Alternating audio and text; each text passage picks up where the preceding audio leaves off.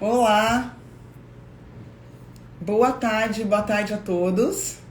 Como estão? Tudo bem? Denise de Carvalho aqui.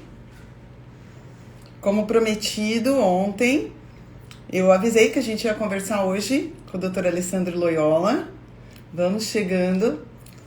E gostaria de já pedir para vocês, se puderem, já irem encaminhando esta live. Clica aí na setinha, encaminhe para as pessoas que vocês gostariam que ouvissem algumas poucas verdades. E vamos sacudir esse Instagram no meio de uma quarta-feira à tarde. Eu vou conversar hoje com o Dr. Alessandro Loyola. Ele já deve estar chegando aqui. E nós vamos conversar sobre nada mais, nada menos, né? Obviamente, sobre... Deixa eu só colocar aqui. Deixa eu pegar aqui. Ainda não tá aqui. Nós vamos conversar hoje sobre pandemia, né? É claro, eu acho que é o assunto mais pertinente quando a gente fala em Alessandro Loyola, né? Não sei se todo mundo o conhece, ele é médico, é escritor, tem mais de 20 livros publicados e foi um nome muito forte agora na pandemia, né? Inicialmente, quase ninguém aqui das redes sociais o conhecia e de repente a gente conheceu o Dr. Alessandro Loyola e ficou muito forte nas redes sociais, inclusive aí nos grupos de WhatsApp. Eu duvido que ninguém tenha recebido um videozinho de algumas palavras do Alessandro falando sobre pandemia, falando sobre vacinas, sobre lockdown. Eu também, alguém falou aqui, tomara que o Instagram não derrube, eu também espero que não derrube. Deixa eu ver se ele já entrou aqui. A gente estava conversando no...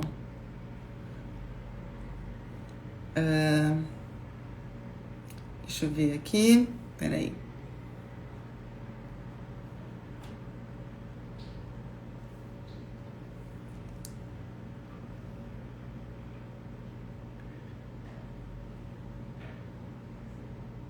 Era só... Pronto, voltou. Vamos ver aqui. Eu não sei, eu acho que ele tá tendo uma dificuldade em entrar. Eu tô falando com ele aqui pelo WhatsApp. Eu acho que ele ainda não entrou. Ah, agora sim. Agora ele já vai entrar. Então, eu tenho certeza que todo mundo já viu algum videozinho, já ouviu algumas palavras e já viu também na televisão, né? O doutor Alessandro Loyola tá bem... olá, tudo Ei, bem? Denise. Como Joia? vai? Tudo bom? Sempre, sempre bem. Acordou, botou o pé fora da cama sem ajuda, pra mim tá ótimo o dia. Ah, eu penso a mesma coisa. Sempre com muita energia, sempre feliz, né? Alessandro, eu estava falando aqui um pouquinho sobre você. Falei que você é médico, que tem mais de 20 livros publicados. Você se formou um ano antes de mim, em 1997, no Espírito Santo. E é uma pessoa, pelo jeito, incansável, né, Alessandro? Você podia se apresentar um pouquinho melhor para o pessoal? Fala, pessoal do canal da Denise. Eu provavelmente sou uma das pessoas mais inteligentes e rabugentas que vocês vão conhecer no dia de hoje. Então aproveitem, ou fujam. E honesta também, E né? sempre é curto, né, Denise? Sim, e tem que ser honesto. Olha, Alessandro, você está com um nome super forte dentro desse tema. Eu vou fazer mais algumas lives, como eu estava falando para você, eu estou lançando o meu segundo livro, em que, inclusive, eu vou mostrar a capa hoje a primeira vez, mas é um Opa! livro falando sobre imunidade, sobre intestino, qual o papel dos intestinos na imunidade. Então, hoje eu abro as minhas conversas sobre isso com você, e depois, a partir não na próxima semana, na seguinte, eu vou conversar com o Flávio Cadejani. A gente vai falar Ô, de rapaz, Flávio, sensacional. um amor, uma pessoa maravilhosa. Já conheço o Flávio pessoalmente, a gente já palestrou junto em alguns eventos. Então, a gente vai conversar sobre aí o tratamento precoce, sobre os estudos do Flávio, que são sensacionais. Eu Ele vou é um conversar gênio, com... Denise. Oi? Ele é um gênio. Ele é um gênio, verdade. Eu vou conversar também depois com uma advogada, especialista em direito médico, para falar dos cerceamentos que alguns colegas estão sofrendo ao tentar prescrever tratamento precoce, de hospitais, o que pode ser feito e tal. E vou conversar também com um outro colega, que eu não sei se você conhece, que é o Francisco Cardoso. O Francisco é um infectologista de São Paulo. E para quem não sabe, eu fui perita da Previdência por mais de 10 anos. No final, eu já estava no Juizado Especial Federal como assistente técnica. E o Francisco Cardoso, que também está em Brasília, agora ele é do Rio de Janeiro, já trabalhou em São Paulo no Emílio Ribas. E ele era presidente, pelo menos, da Associação Nacional dos Médicos Peritos, e é uma pessoa super ativa, muito inteligente, assim como você. E ele também defende tratamento precoce e uma série de coisas que a gente está alinhado, graças a Deus. E aí eu vou começar, eu fiz umas perguntinhas aqui, e para falar a verdade, eu trouxe até uns gráficos para mostrar para o pessoal. Eu fui atrás, porque eu falei, você é muito inteligente, eu não posso ficar por baixo, né, Alessandra? Tá bom, Em vai. primeiro lugar, gostaria de agradecer por você ter aceitado conversar comigo sobre este assunto pandemia, né? Que, aliás, não tem assunto mais pertinente no momento para a gente estar perdendo ou ganhando uma hora na nossa quarta-feira à tarde. E a primeira coisa que eu queria falar com você foi uma pesquisa que eu fiz ontem, China, na verdade, esses dados são do dia 24/11, né? Onde a epidemia, inicialmente a epidemia começou. A gente tinha um relato, tem um jornal chinês que é publicado em português para a comunidade chinesa brasileira, que se chama Xinhuanet, né? Porque, na verdade, é o site deles, né? Xinhua. E eles tinham lá como se fosse um quadro mostrando a quantidade de pessoas com coronavírus de diagnóstico no dia 24/11 na China. E a gente teve apenas 22 diagnósticos de Covid-19, tá? Na China. Sendo que apenas 2 eram originários do país, o restante, segundo eles, eram de imigrantes. O que você acha? Qual que é o segredo, ou a falta de segredo, da China para conseguir, sendo a fonte do foco, conseguir ter 22 casos num dia? Denise, a gente está partindo de uma premissa que ela está equivocada. Uhum. Que os dados que são fornecidos pelo governo comunista da China são corretos. Então, não tem como a gente julgar nada do que vem dele. Uhum. Não tem como julgar nada do que, porque a China disse isso. Tudo bem, filho. Se um chinês falar para você que Papai Noel existe, agora ele existe? Então, não. Né? Dados que vêm da China, descarta. Tanto que Taiwan, eles se deram bem no enfrentamento da pandemia, porque, segundo uma entrevista eu chamo de embaixador, né? Para mim, Taiwan é uma nação, tinha que parar com essa pouca vergonha de não reconhecer o representante de Taiwan no Brasil como embaixador. Chama um cara de secretário especial, não é. Ele é um embaixador, Taiwan é uma nação. Numa entrevista do embaixador aqui no Brasil, ele falou que eles sempre monitoram as atividades na China, e quando eles acham que alguma coisa está estranha, eles mandam um telegrama para lá, mandam um WhatsApp, ligam para lá e perguntam, tá tudo bem aí? E sempre que os chineses respondem sim, está, eles correm e estocam comida, equipamentos médicos e por aí vai. Porque a certeza que eles têm é que não está nada bem, vai dar merda. Uhum. E nessa aí, Taiwan se antecipou e está com uma taxa de 0,3 mortes por milhão de habitantes, que é a menor taxa do mundo. Então, esquece, o que a China falar, para mim, é a mesma coisa que o Saci Pererê, o Papai Noel, o Zupa-Lumpa da fábrica de chocolate, esquece. E sabe que é interessante? Nesse mesmo jornal, quando você procura os dados, né, vamos dizer, né, entre aspas, aí, oficiais do governo chinês, a gente encontra que, na verdade, a grande maioria das notícias são do crescimento da China. Dos últimos tempos do crescimento da China. E aí a gente para e pensa, muito interessante isso também, né? Um país que foi a sede da pandemia, vamos dizer assim, enquanto todo o resto do mundo amarga uma perda enorme, ele está crescendo. De onde você acha que veio isso? Ou não está crescendo também? Será que é mentira? Tá, não, está crescendo. Isso aí é sem sombra de dúvida. O grande lance é que se você não fizer uma abordagem da geopolítica. Eu tô com um negócio aqui no computador e tô na tela do celular, não sei para qual dos dois que eu olho. Eu tô vendo você maior aqui. Eu sou meio cego, né? Mas se você não fizer a abordagem com o entendimento da geopolítica da coisa, você vai se perder. Você vai se perder. Então, nada desse vírus tem... Na verdade, nada não. Vamos botar 5% desse vírus tem a ver com uma urgência, emergência de saúde pública mundial. 5%. 95% é nada além de uma gangue de assaltantes que está utilizando a pandemia para influenciar economias no mundo todo e comprar empresas estatais e, se bobear, comprar nações inteiras pelo preço de banana. A China, ela, no período da pandemia, ela vendeu 40 bilhões, vamos repetir este número, 40 bilhões de reais em máscaras descartáveis. Isso é mais do que o Brasil vendeu no mesmo período em carne de frango, soja e açúcar. Então, se você começar a olhar só o vírus, já viu aquela criança que pedala o velocípede olhando só para a roda que está na frente, para saber para onde que a roda está indo? Ela vai cair na primeira vala que aparecer. Se você caminhar no meio da pandemia olhando só para o seu umbigo, só para a rodinha do vírus, você vai perder o fio da meada que explica tudo.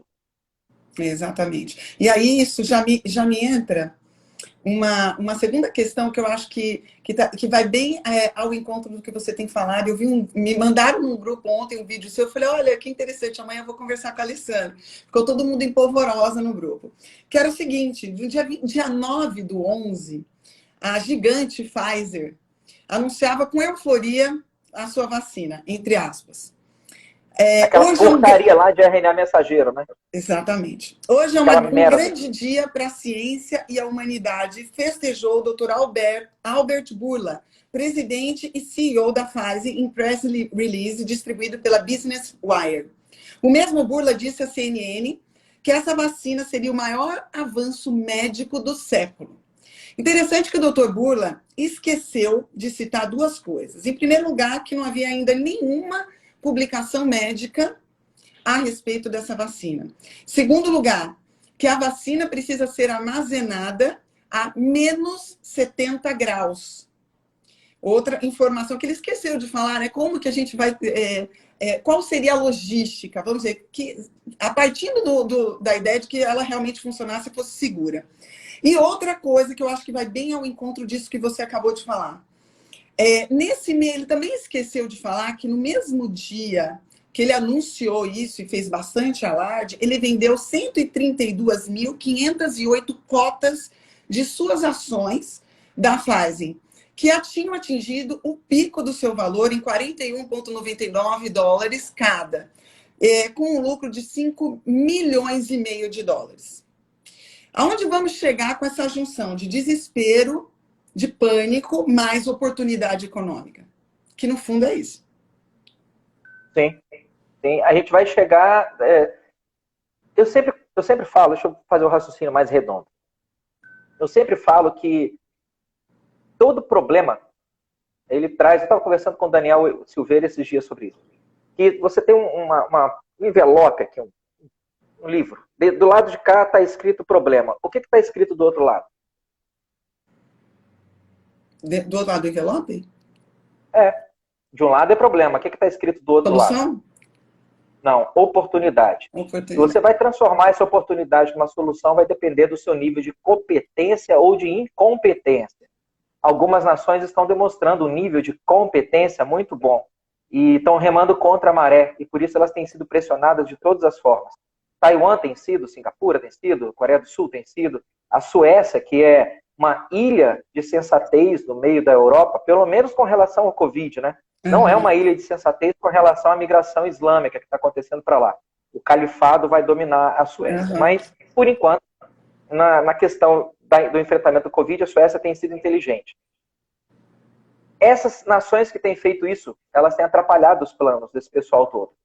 Você pode ver que a gente ouve direto falar de notícias da Europa, de notícias do Extremo Oriente.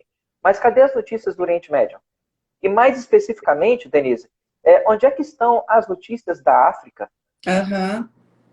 Que nós consideramos países miseráveis. A Suécia é um exemplo de enfrentamento da pandemia, com uma taxa de uma mortalidade por milhão de habitantes um pouquinho menor que a do Brasil, vai. O Brasil, se eu não me engano, está com... Vou pegar aqui no gráfico agora, pegar o mais recente de Olha, eu todos. peguei de ontem. 782. O Brasil está com Isso, por milhão. 782 mortes por milhão de habitantes. A Suécia, vamos ver aqui, está com 615. Então a Suécia está um pouquinho melhor que o Brasil. Tá? E o que falar então da Namíbia, que tem 55 mortos por milhão de habitantes? O que falar do Zâmbia, que tem 19? Camarões, que tem 16? Angola, que tem 10? Costa do Marfim, país miserável, tem 5 mortos por milhão de habitantes. Uganda tem 3 mortos por milhão de habitantes. Eu não tenho visto repórteres viajando para Uganda para poder entender o que aquele povo está fazendo lá, e eles estão só com 3 mortos. Foi o quê? A máscara de vocês é feita com couro de prepúcio de elefante? Vocês utilizam hidroxicloroquina benzida por algum xamã que veio de Angola? Qual é o esquema? Porque vocês estão com 3 mortos por milhão de habitantes. É muito pouco. É subnotificação? Qual que é o esquema? Eu não vejo ninguém migrando para a África para poder saber o que está acontecendo, né? Porque o discurso da África, as evidências da África, os fatos que eles vão encontrar na África desmontam toda a narrativa criminosa que foi orquestrada por essa gangue de assaltantes. Sim. Difícil, né? E aí Não, a gente... simples demais. Só precisa o difícil mesmo, Denise. O difícil não é enxergar isso. O difícil é saber por que as pessoas que vão para a esplanada dos ministérios subitamente parecem sofrer de um tipo de hipogonadismo secundário. Porque parece que não tem testosterona naquela merda daquela esplanada do ministério. É um bando de frouxo palmolescente que não consegue tomar uma decisão honrada e corajosa e correta. É todo mundo querendo manter o terninho e o bottom para poder entrar no elevador especial, mas não tem um cagão lá, não tem um Zé Cueca capaz de fazer a coisa que é certa. Simplesmente o que é certo. Não precisa inventar, dar um nó no pingo d'água, nada. Não precisa fazer uma sessão espírita e viajar para outra dimensão. Não, filhote. É só pegar os dados, é só pegar bom senso. Mas isso que é o difícil de explicar. Não é difícil de enxergar esses dados, o difícil é de explicar o que aquele povo está fazendo em Brasília entre um café e um bolinho. Pois é. E não é só em Brasília, né? A gente está vendo isso acontecer em lugares que você nem imaginaria, né?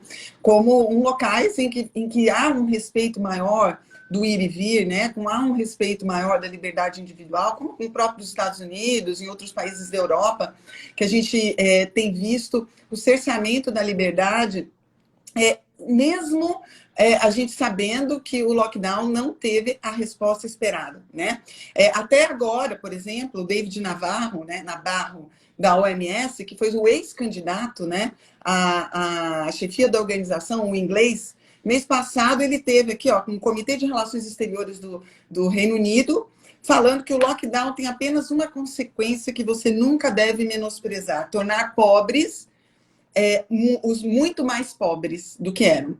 Então, por que ainda alguns países estão insistindo nisso?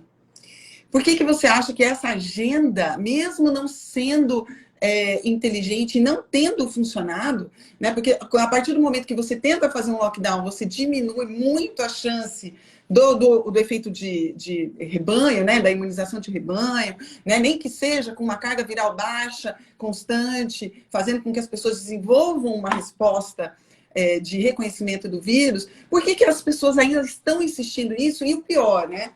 Por que nós estamos aceitando isso, mesmo com a OMS tendo mudado o seu discurso agora? Nós não estamos aceitando isso. Olha nós dois conversando, olha o tanto de gente que tem assistindo. Né? Não compre essa narrativa. Tá? Nós não estamos entregues às traças. Isso é o que as traças querem que você pense. Uhum. Não estamos. Não estamos. Existe uma... não é uma espiral do silêncio, mas existe uma multidão imensa, magnífica, de pessoas que pensam que estão silenciosas, porque elas sabem que na hora que precisar fazer barulho, educação ajuda. Mas quando a educação não ajuda, violência resolve. Então vamos tentar, por enquanto, nós, os milhões de silenciosos, tentar operar isso por meio da tolerância e da educação. Porque se isso virar um processo revolucionário, vai dar ruim para todo mundo. Sim. Então eu não vejo que pessoas, populações inteiras, não. Alguns líderes de alguns países e pessoas que detêm muito dinheiro e poder estão fazendo isso. A média é de 1 a 5% de psicopatas numa população qualquer. Essa é a média, 1 a 5%. Mas certamente, você vai encontrar uma incidência um pouco maior de psicopatas, por exemplo, em snipers do Exército. Não é possível que 1% dos técnicos de contabilidade sejam psicopatas e que 1% dos snipers do Exército sejam psicopatas. Algumas atividades profissionais têm uma incidência de psicopatia um pouco maior. Políticos, jornalistas, cirurgiões gerais, né? Pois é. Algumas profissões... Não sou mais, graças a Deus, já não sou mais. Saí da lista do cirurgião geral. Mas algumas profissões têm uma incidência maior, algumas atividades, algumas pessoas têm uma incidência maior. Então, em alguns setores, essas proporções chegam a 15%.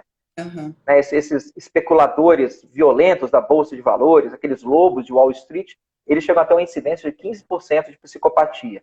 Ou seja, é simplesmente impossível para o cara sentir empatia por outra pessoa. Ele segue, e se tiver que atropelar alguém, ele atropela, ele não está nem aí, não faz diferença. Ele não tem arrependimento. Você contar que um psicopata vai se arrepender é cavar um buraco na água. Ele não vai, ele não entende esse conceito. Não existe empatia, né?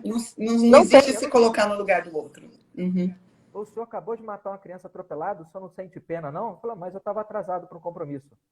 Ele não consegue entender que atropelar uma criança errado deveria provocar algum tipo de sentimento ruim nele. Aquilo está além da capacidade dele de entender. Então, algumas áreas vão ter uma incidência maior de psicopatia.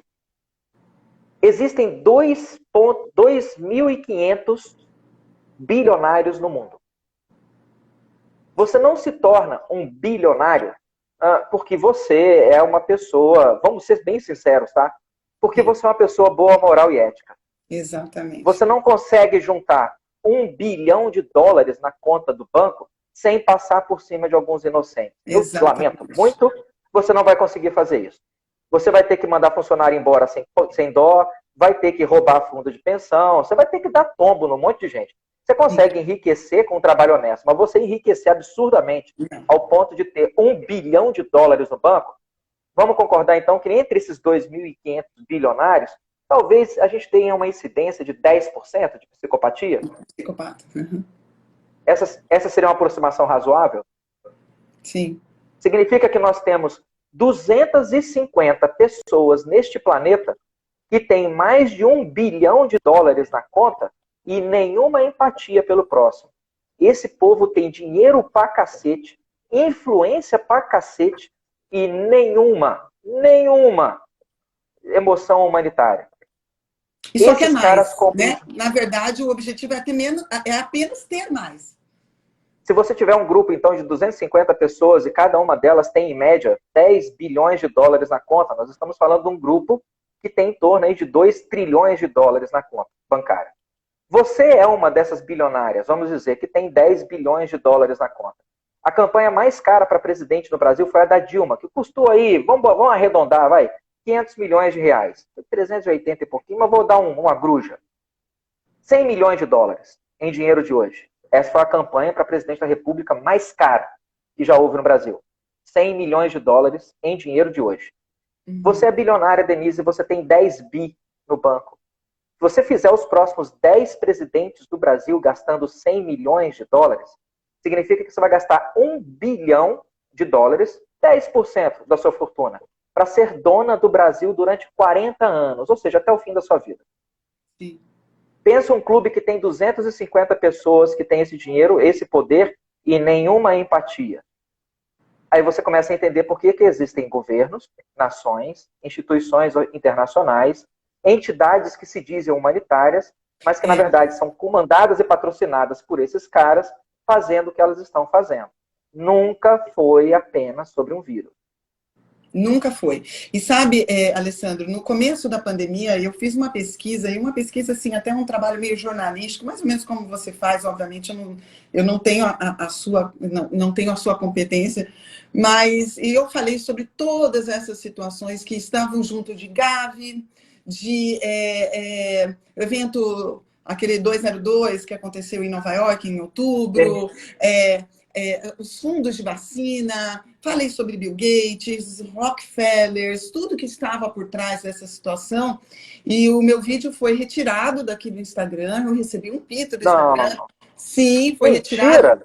Sério, foi retirado e ainda falou assim que se eu Eu não creio. continuasse postando esse tipo de coisa, minha conta seria deletada. E aí eu fiz um grupo no Telegram e coloquei o vídeo lá. Né? Então, o vídeo foi retirado, mas eu tinha o vídeo comigo. Então, infelizmente, muita gente acredita que isso é teoria de conspiração. E assim, foi maravilhoso o que você colocou, porque você veio com números e você veio, olha, a gente sabe que esse comportamento psicopático é característico de certas profissões, de certas condutas, e que isso está muito prevalente em certas populações, como os bilionários, né? E aí, porque as pessoas falam assim, mas ele faz tanta coisa boa e tal, ele já é milionário, para que ele ia fazer isso? Você está pensando com a sua régua, você está medindo com a sua régua, não é? A sua régua não é a mesma régua dessas pessoas. Infelizmente, eles são ricos e poderiam ser ricos tendo fortunas que valeriam países, mas ainda não é o suficiente, ou isso não se traduz necessariamente em poder. Né? O que se procura é realmente o poder. Né? Não. É subjugar. Não? Não? É o Você acha que é o dinheiro. dinheiro? É o dinheiro. É só o dinheiro, Denise. É só o dinheiro. O poder não é o fim. O poder é o meio. O meio, tá. Quem mais tem é quem mais teme. Certo? Você não tem nenhum diploma pendurado na sua parede? Nenhum. Qual o receio que você tem de perder um diploma?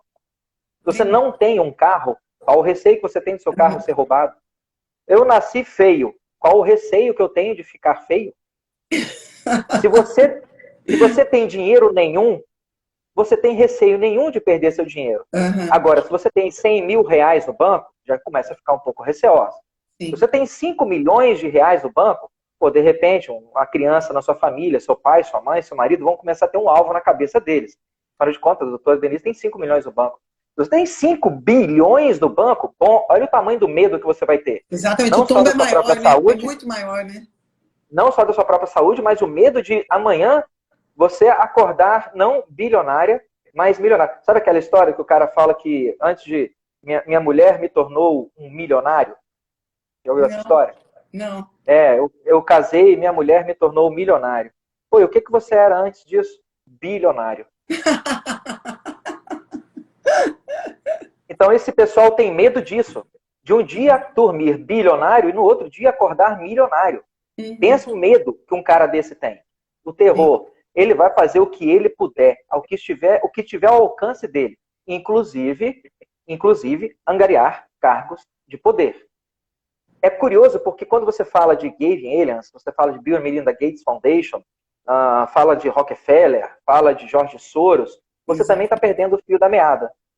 Porque esse pessoal não são os principais que estão puxando as cordinhas. Então me conta. Eu conheço então os atores coadjuvantes, vamos dizer assim. Não, você encontra os caras que saem no cartaz do filme. Você não está enxergando o roteirista, o produtor de cinema, o cara da trilha sonora. Você, por acaso, já comprou alguma bolsa Rothschild? Não. Você já se hospedou em algum hotel Warburg? Não sei, acho que não. Você tem conta no banco? Você tem conta no banco Kuhn Loeb? Não.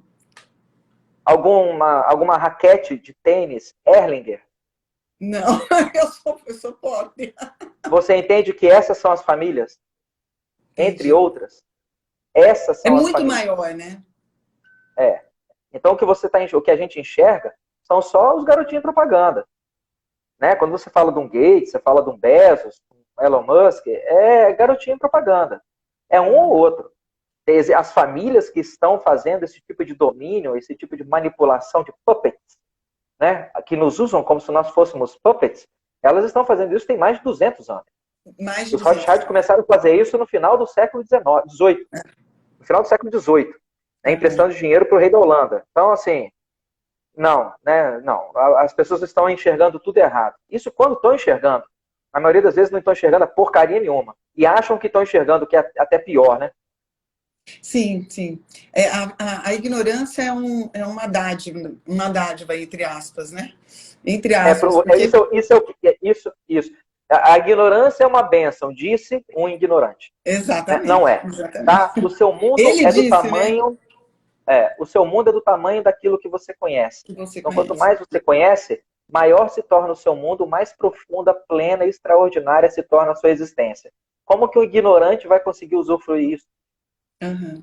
O ignorante, todo dia que eu acordo, depois você pergunta para minha esposa, todo dia que eu acordo, não tem um dia que eu não falo isso. Eu acordo, encosto nela, chamo ela para ela acordar um pouquinho e falo, neném, aconteceu uma coisa incrível.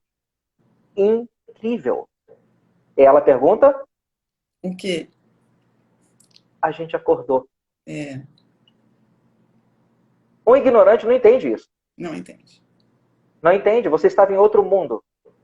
O seu cérebro estava completamente desligado para isso aqui, que a gente chama de realidade. Que se você quiser ir um pouco mais fundo na toca do coelho, nada disso existe. Mas aí já é uma conversa mais funda, o pessoal não vai entender não. Mas o fato é, o ignorante não consegue usufruir isso. O acordar, o respirar, o enxergar, levantar pelas suas próprias pernas, pegar, sentir o gosto das coisas, poder comer, fazer xixi, né? Fazer suas funções fisiológicas pelos devidos orifícios. Ele acha que isso tudo é normal e garantido, quando nunca foi. Sim. Não. Então a ignorância não é uma dádiva, a ignorância é uma maldição. E quem falou isso deve ser algum representante do inferno. Mas é interessante, Alessandro, porque quando a gente tenta acordar uma porcentagem da população, ao invés dela querer acordar, ela se revolta. E ela se revolta contra aquele que proferiu a ideia, não contra a ideia. Eu vou atrás daquele... Diga. Você já foi, depois de um plantão, chegou em casa, fechou cortina, fechou janela, ligou o ar-condicionado, deixou o quarto bem escuro e falou assim, gente, eu tenho que capotar aqui, porque senão, sabe? E aí você chegou em casa às 7 horas da noite do plantão, tomou um banho, comeu, foi dormir 8 horas da noite, parecendo aquele povo do interior. No outro dia de manhã, alguém foi lá e abriu a janela, abriu a cortina e falou, Denise, vamos acordar. Você acordou bem? Você acordou assim, ó. Fecha um pouco essa janela, tá muito claro. A luz incomoda. Para quem está há muito tempo na escuridão, a luz incomoda. Perfeito. O segundo motivo são os mecanismos de defesa do ego descritos pela filha de Freud. Não foi por Freud, né? A Ana lá que descreveu isso melhor do que todo mundo. Se você desconstruir um único... a gente é quase da mesma geração, vai. É jogo de vareta. Sim, eu brincava. Lembra? Você tem que puxar aquela vareta, porque se aquela mexer em outra, mexe em tudo. Né? Quando você puxa essa varetinha das convicções pessoais que a identidade pessoal de alguém tem, e você prova que aquela varetinha está errada, muito errada, absolutamente errada, errada além de qualquer chance de negociação, você está mostrando para ele que existe a possibilidade de que todo o resto do conjunto de varedas esteja errado. Aí minha vida aqui nas últimas 3, 4, 5 décadas, então, foi toda uma mentira. Isso é pesado demais e exige de você uma disposição de jogar aquilo que você acha que você é fora e construir tudo de novo. A imensa maioria das pessoas não tem coragem de fazer isso. Simplesmente não tem coragem. Então, o que eu faço? Se você traz uma notícia que vai contra a minha convicção, eu jogo fora.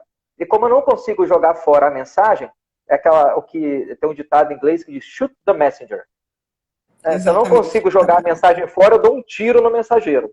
Que aí ele morre e leva com ele a mensagem. Sim, porque aí eu descredencio o mensageiro, que aí por conseguinte a mensagem é descredenciada. E foi isso que aconteceu. Sim, falar ad hominem. Foi isso que aconteceu. Provavelmente não foi a primeira vez, eu fiz outros vídeos que também foram retirados, sempre com essa questão, quando eu falo de tratamento precoce, quando eu falo de nitazoxanida, quando eu falo tudo, e eu acredito, inclusive, Alessandro, que isso tem muito de nossos colegas. Sim, tem, tem. E você Infelizmente. acha que porque o cara tem um diploma de médico, isso torna ele de alguma maneira mais especial, diferenciado que o outro? Tanto que em todas as entrevistas que eu vou, quando o cara vai me apresentar como médico, eu falo, bicho, médico não, Alessandro, né? Joga essa porcaria desse diploma fora. Mas quando o cara quer arrotar muita coisa, eu falo, bicho, pega esses diplomas seu todo, desculpa, tá, Denise, eu xingo pra cacete. Pega esses diplomas seu todo aí, filho, faz um rolo e enfia no seu rabo. Tá? Porque um diploma sem raciocínio, pra mim, não vale merda nenhuma. E eu conheço muita gente com muito raciocínio, com a sabedoria extraordinária, belíssima, e que é pedreiro, que é jardineiro, limpador de piscina, que é porteiro de UPA. Eu já tive, nesses 20 e tantos anos de plantão, eu já tive cada conversa com segurança e porteiro de UPA, que é absurdo.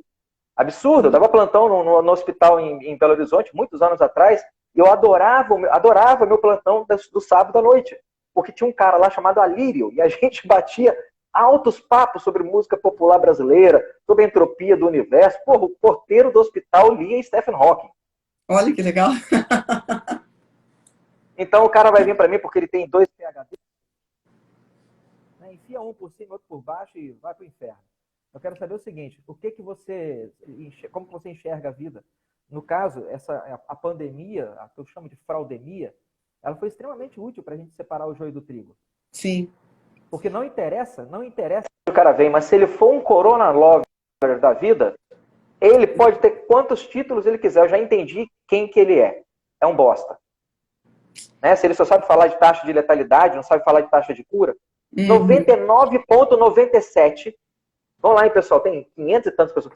99,97% das pessoas que entram em contato com o vírus sobrevivem. 80% delas sobrevivem sem sentir nada. Exatamente. É 80% assintomático. Então, quando o cara fica, não, porque tá vindo uma segunda onda, eu falo, então baixa a calça e vira de costas para ela. Segunda conta que ela é ovo, rapaz. Para com isso. Primeiro, não tem segunda onda. A gente tem sazonalidades de doenças infecciosas respiratórias virais. Isso desde que o mundo é mundo. Influenza, adenovírus, lentivírus, rinovírus, esses vírus banais, todos, inclusive o influenza, eles são típicos que não é banal, né? Que é uma desgraça, um vírus pesado para burro, influenza. Mas esses vírus todos, eles têm a sazonalidade deles. Tudo que aconteceu é que nessa corrida, nesse giro, entrou um cara novo no circuito, Sim. Que é o Corona. E tá correndo junto. Que não é tão novo assim. Né? A gente conhece 7 coronavírus aí, ao todo, 3 causam muito mal, 4 não fazem absolutamente quase nada. Mas o primeiro coronavírus foi identificado na década de 50. É aquela velha história. Se você... Eu não sei quem falou isso, foi Nietzsche, foi Schopenhauer, que quando você tem um martelo na mão, tudo que você enxerga na sua frente é um prego. Schopenhauer tem uma frase que eu gosto muito, que ele fala o seguinte, o problema não é ver o que todo mundo vê, é ver dentro daquilo que todo mundo vê o ângulo diferente da história. Né? O mundo como vontade de representação. Exatamente, aí você está vendo diferente o que todo mundo vê. Você também está vendo, mas você está vendo sob um ângulo diferente. E isso realmente é o que faz a diferença. Né? Hoje em dia, a gente vê um monte de colega cuspindo dados estatísticos, dados da literatura científica, não tem evidência, não tem isso, não tem aquilo. Quando vem um colega que mostra evidência, por exemplo, no caso do próprio Flávio, que é uma pessoa inteligentíssima, publica fora, uma pessoa que faz parte de grupos, o Flávio realmente é fora da curva, aí agora, provavelmente, o Flávio vai ser descredenciado, né, por essas vai pessoas. Ser cancelado.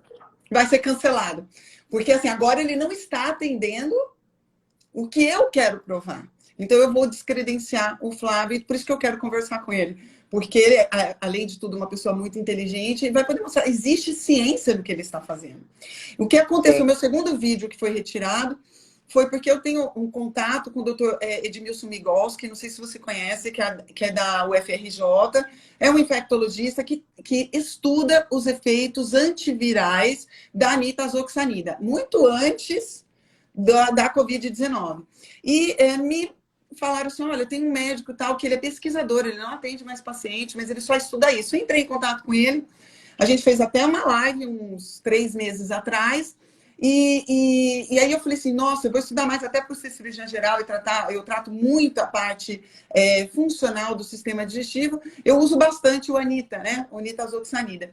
Falei, deixa eu ver os efeitos antivirais do Anita. E a nitazoxanida, ela age também sobre a mitocôndria, o que reduziria a possibilidade de replicação do vírus, o que a princípio é uma coisa ruim para nós, né? Mas no caso da infecção viral, ele tem atividade antiviral, inclusive sobre outros vírus também. E aí eu fiz um vídeo falando sobre isso. Olha, gente, a nitazoxanida, na teoria, para mim, está parecendo o melhor e tal. Fiz isso há uns 2 meses atrás. E aí veio o estudo do Flávio corroborando que realmente a nitazoxanida era melhor. E foi retirado o meu vídeo novamente. Então, Não atende a narrativa. Eu estou vendo que tem um monte de gente falando, deixa gravada, eu vou deixar gravada, mas eu não sei se ela vai ficar, né? Eu não sei se o Instagram vai deixar. E eu não estou com medo também, viu, gente? Eu tenho feito, eu tenho a minha consciência tranquila, eu falo o que eu acredito, o que eu estudo, não é da boca para fora, não é para aparecer, porque se fosse para aparecer eu estava com medo, né? Tirava o corpo fora, porque existe, já fiz até um outro perfil, para quem não segue lá, é a doutora Denise _ de Carvalho, para quem quiser migrar para lá, se por acaso esse perfil tiver algum problema, eu tenho um outro perfil e tenho o Telegram, essas coisas, a gente vai criando outras formas. O que não pode é a gente ficar quieto, né, Alessandra? Martin Luther King. Exatamente. Sua vida começa a terminar quando você se cala a respeito das coisas que realmente importam. E você não se cala, né? É Você tem inevitável, enfrentado como a gente isso fala. também, Alessandra? Posso ser bem sincero, Denise? Eu olho para o mundo e só enxergo o zebra. Eu olho para minha mão e vejo a pata de um leão. Eu olho para o mundo e enxergo o zebra. Eu olho para minha mão e vejo a pata de um leão. Eu olho para o mundo e enxergo o zebra. Você acha que eu vou ter medo do mundo? Exatamente. É comida. Uhum. Em 2017, eu fui fazer Eu tirei os 2 filhos da barriga da minha esposa, eu preparei o corpo da minha avó que me criou para o enterro, eu assinei o atestado de óbito do meu pai, tirei a vesícula da minha mãe. A gente tem esse lance meio de psicopatia mesmo. E em 2017 eu fui fazer uma viagem de moto, sozinho, de São Paulo para Palmas. Ia dar a volta, descer por Vitória e voltar. A primeira perna da viagem funcionou, consegui chegar em Palmas, fiz algumas trilhas por lá, só que numa curva eu perdi o controle da moto. Não estava correndo, estava mais ou menos devagar. Só que eu estava sozinho numa estrada vicinal, uns 60 quilômetros para o sul de Palmas. Perdi o controle da moto, derrapei e terceira lei de Newton, né? Sabe? Um corpo tende a permanecer em movimento até que o asfalto pare. O corpo em movimento tem que permanecer em movimento. Eu capotei com a moto bateu no guarda-reio, ela parou no guarda-reio, eu fui, I believe I can fly, I believe I can fly. Virou super-homem. Quiquei no asfalto igual um gambá.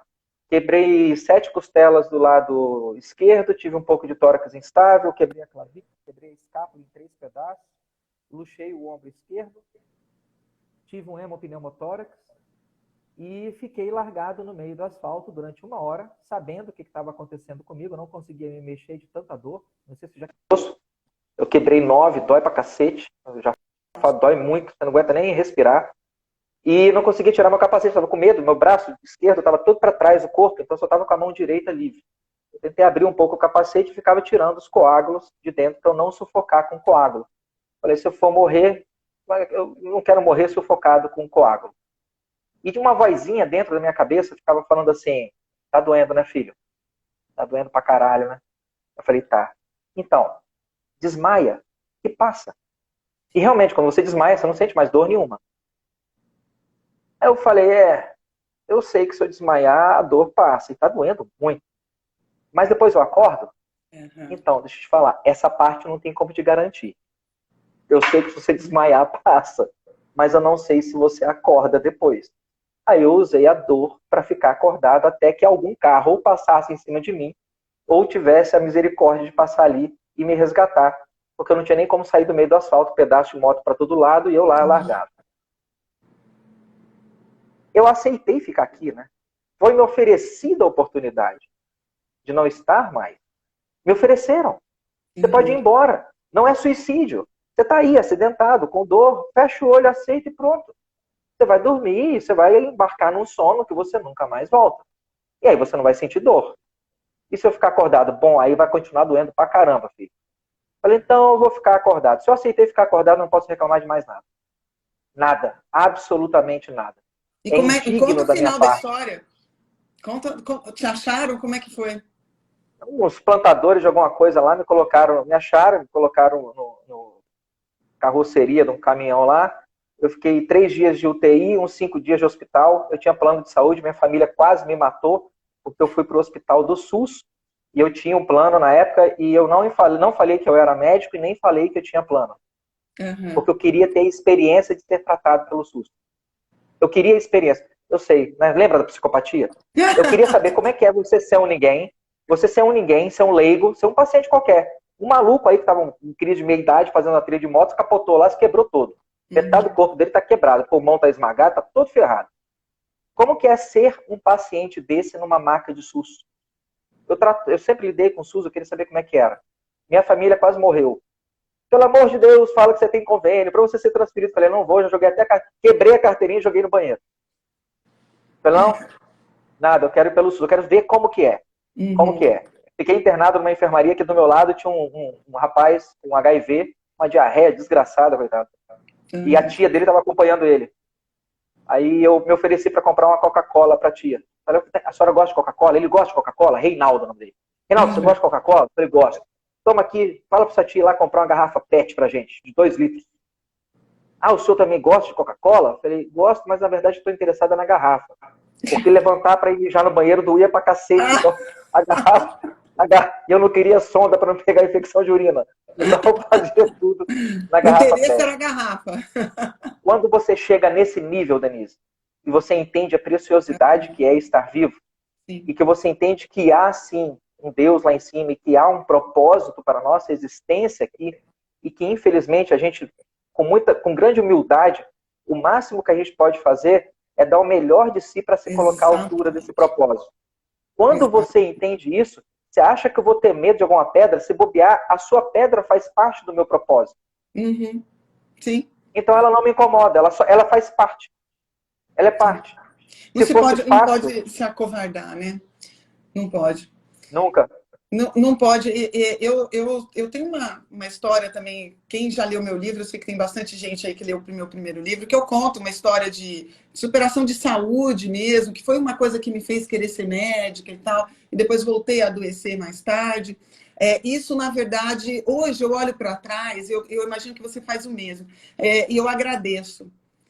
Foram esses desafios que me fizeram ser quem eu sou hoje, né? Não sou mais uma que tem medo, e vivia como qualquer médico. Eu falei para você que eu era cirurgiã, que eu era, porque eu vivia daquele jeito, que é hospital, trabalho, totalmente cansada, inflamada, deprimida, e vivia contando as horas finais, a impressão que eu tinha. E aí eu dei a volta por cima e comecei de novo. Eu acho que isso hoje foi o que me tornou quem eu sou hoje. Então, hoje eu tenho muito não tenho medo de morrer. Quando eu falo isso, as pessoas ficam assim, não tenho. A única certeza que eu tenho nessa vida é que eu vim para ir embora. Né? Por que eu vou ter medo disso? Né? Então, o que eu faço Medo do hoje... inevitável. O que eu faço hoje é cuidar desse templo, que eu digo que foi uma honra recebê-lo, e eu cuido dele da melhor forma possível para que eu tenha cuidado com ele, para que eu viva o que estiver reservado para mim. Mas eu posso atravessar a rua amanhã e acontecer alguma coisa comigo, como aconteceu com você, e está reservado e ir embora. Pronto, né? Já foi. Eu não vivo com o medo, com o pânico. Hoje mesmo atendi aqui no consultório um menino de 20 anos que disse que não faz mais exercício enquanto não tiver vacina. E aí, Tá? a maior parte da minha consulta com ele foi conversando sobre isso. E eu queria conversar com você sobre um último assunto antes que nos derrubem, porque a gente só tem 10 minutos. O que você acha das escolas fechadas? Ontem eu baixei, eu vou até colocar aqui nos stories, tá? Uma publicação da ONU, da Organização para a Cooperação e Desenvolvimento Econômico, mostrando que a suspensão das aulas vai representar, por tanto tempo, ainda mais como está acontecendo aqui no Brasil, uma queda de mais de 6% no PIB mundial. E até hoje, não sei por que as aulas não voltaram. O que você acha disso, Alessandro? Eu acho que esses sindicatos de professores só tem filho da puta. Sem meias palavras. E é por isso que as aulas não voltam. Eu estou fazendo plantão desde... Crianças não são população de risco. Uhum. Né? Dá para a Eu gente tenho uma concordar com publicação isso? falando isso aqui. Crianças não são população de risco. Então, eles estão com medo de quê? De arriscar a vida dos professores? Eu tenho 50 anos de idade, eu bebo, eu fumo, adoro cigarro. Eu não consigo escrever sem um cigarro e sem um café. Parabéns por você cuidar bem do seu tempo. Eu só sacaneio com o meu e, por enquanto, ele tem me servido bem até aqui. E estou trabalhando com unidades de pronto atendimento de urgência e emergência Covid desde fevereiro.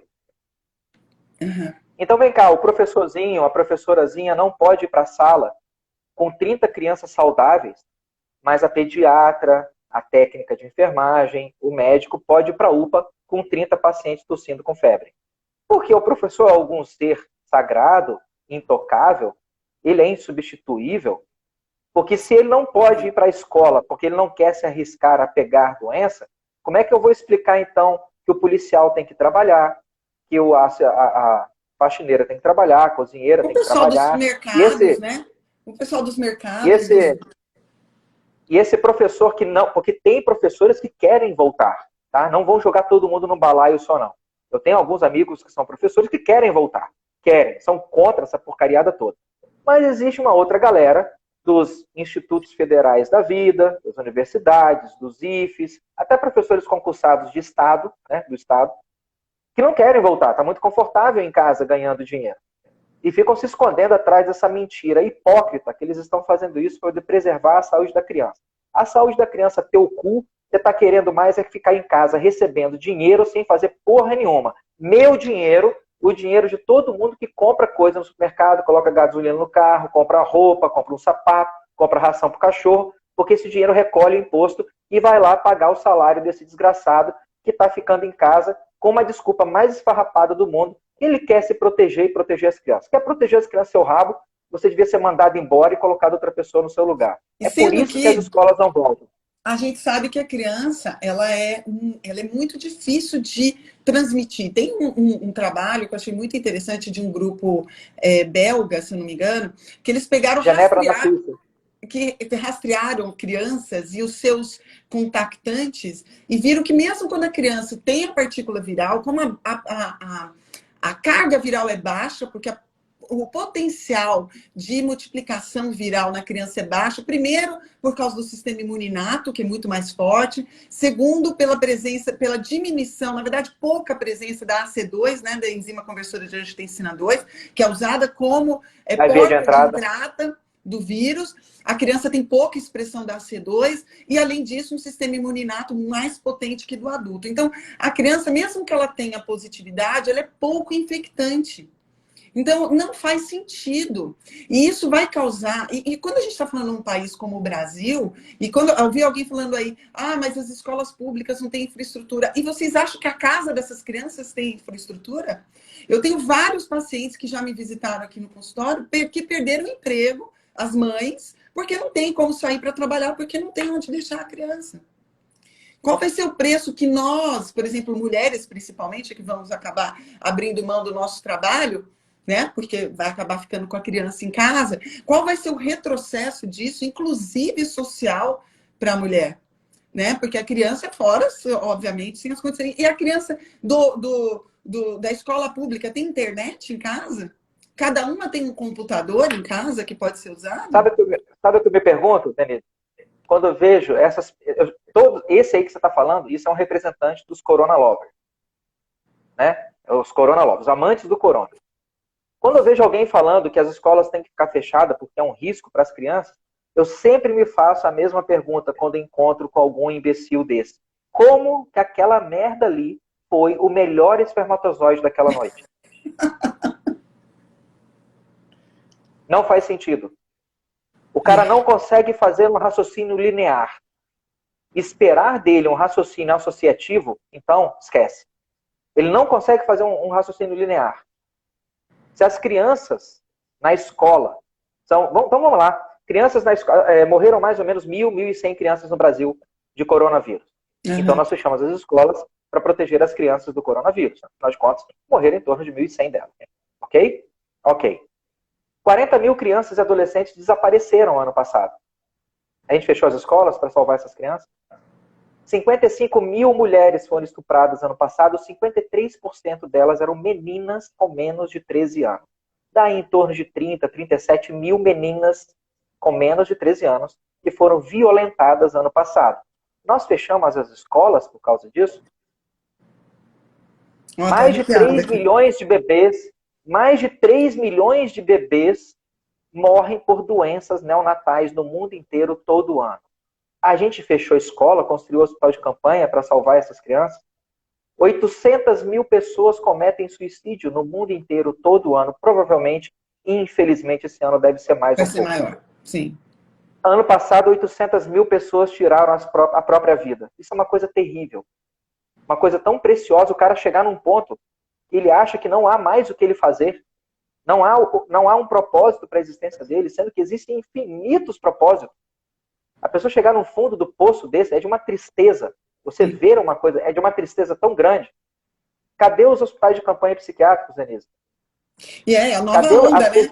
E vai ser uma nova onda que vai durar muito mais, né? Essa onda psiquiátrica.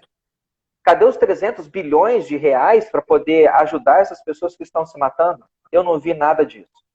Então, quando a pessoa fala que a gente tem que deixar as escolas fechadas para proteger as crianças, a única coisa que eu consigo pensar naquela hora e que eu fico olhando para a pessoa com grande curiosidade é de que maneira você conseguiu ser o espermatozoide mais rápido naquela noite. De que maneira? Não faz sentido. Não faz sentido. E eu fico com muita pena das crianças, das mães que estão perdendo seus empregos porque não podem trabalhar, porque não tem aonde deixar o filho. E eu, infelizmente, acredito que a gente vai evoluir por uma fobia social, principalmente adolescentes, crianças que estão em fases de transição, de autoafirmação, que precisam se sentirem inseridos numa sociedade que não estão sendo inseridos, né? Estão sendo alijados da sociedade, ou estão cada vez mais atrás de telas de celulares, né? Coisa que infelizmente não é saudável para a criança, e infelizmente vai ser o que a gente vai ter a partir daqui. Espero que o ano que vem a gente consiga voltar. Eu tenho duas, uma de 15 e uma de 12, que estão em casa constantemente na internet, infelizmente. Na aula, mas também, né, acaba a aula. Para mim, repetia tudo de ano e começava tudo de novo. Mas, além de tudo, vai todo mundo passar, como se nada tivesse acontecido. Que beleza, né? Nos Estados Unidos, saiu um estudo mostrando que esse ano de escola perdido lá nos Estados Unidos deve custar, em termos de perda de produtividade para a economia americana, alguma coisa em torno de 300 a 350 bilhões de dólares nos próximos 5 a 10 anos. Este único ano. Uhum. Porque vai haver um hiato, vai haver um gap das crianças que vão deixar de entrar na universidade num determinado ano ou vão entrar com uma formação inadequada. Então, aqueles anos de faculdade não vão ser tão aproveitados como poderiam, e essas crianças vão chegar no mercado de trabalho com a resiliência emocional baixa, com conhecimento técnico insuficiente, com uma maturação emocional prejudicada. Cada um centavo que um sujeito desse deixa de ganhar por hora, no final do ano, numa população de 300 milhões de pessoas, é um furo do tamanho do iceberg disso aí. A própria ONU colocou aqui 6% de queda de PIB só por causa da escola. Eu acho que eles estão sendo bonzinhos até. Alessandro, vamos tirar, gente. Faltam 50 segundos. Agradeço a você o convite, o pessoal do canal aí por ter presenciado. Se você me permitir, eu vou baixar essa live e vou colocar lá no meu canal do YouTube também. Pronto, Sim, fica mais sim. Eu lugar para vou colocar poder aqui também. servir. Eu vou colocar Apesar aqui de que também. eu tenho certeza que mais é uma semana para o YouTube tirar o vídeo de lá. Mas dá chance de outras pessoas baixarem também. Tá difícil, né? Obrigada, viu, Alessandro? Um beijo, parabéns pelo seu novo livro sobre inteligência.